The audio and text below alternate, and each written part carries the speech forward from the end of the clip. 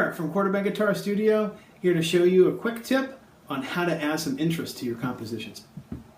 If you've been playing an instrument for any significant period of time, I imagine you run into some form of writer's block where you feel like you keep writing the same melodies over and over again, or you keep playing the same patterns, or if you're a guitarist, you get stuck in shapes. So while there are countless things that you can do to fix that, I'm going to focus on one, and that one is octaves.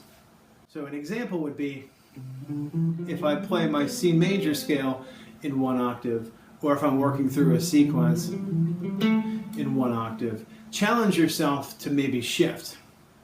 So as a guitar player, playing 3 notes per string, maybe instead of playing my F, G, and A on the 4th string, I might shift it up here.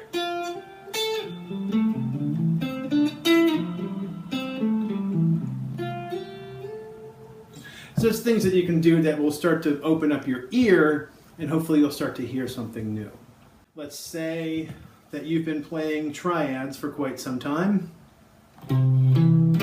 Here's a C major triad. I'm just playing the 8th fret, C, then an E, and then a G. So this is what we would call a root position closed triad. Closed in that there's no octave in between. But what if we were to open up that octave? You're going to get a new sonic range. So I'm going to take the middle note, in this case it was the 7th fret of the 5th string, the E. I'm just going to bump that guy up an octave. And what you get is a new sounding kind of chord. Right? So I can start to look at my chords, basic triads in this way, and they can start to add some interest. That's just an A minor triad where I've moved the C to the highest note in the chord instead of it being in the middle. So I've just displaced the octave of that to an E major. So you can kind of move these chords all over the place. So take familiar chords and challenge yourself to move just one of those notes into a different octave.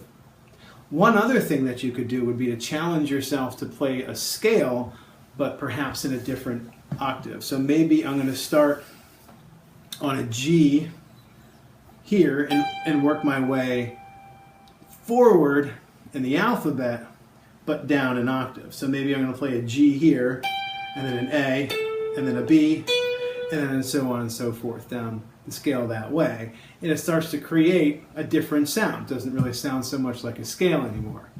So again, I'm still working the scale forward alphabetically, but I'm actually going in a different direction in a different octave.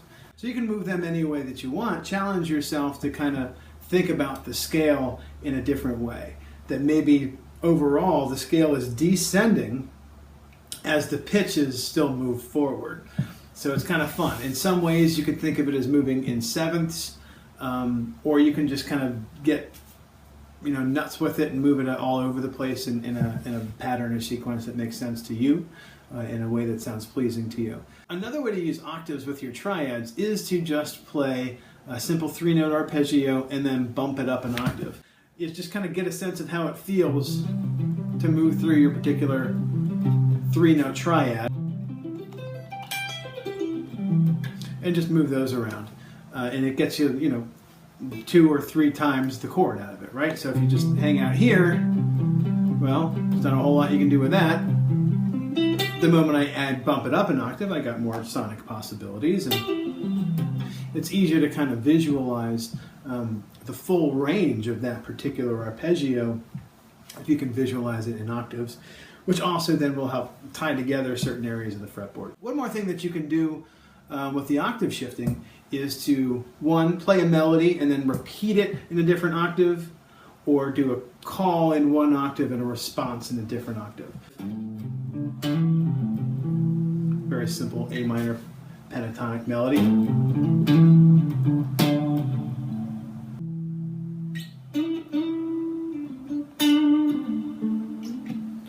Or I can invent a little melody and instead of finishing it out in one octave and then repeating it in another, try shifting in mid-melody, see what that does. Maybe you'll like that. see what happens. So that's just a handful of different ways that you can use octaves to spice up some things that you're already doing. In some cases you might love the sound, and others you might not. But I would imagine in all cases it starts to get your brain thinking differently.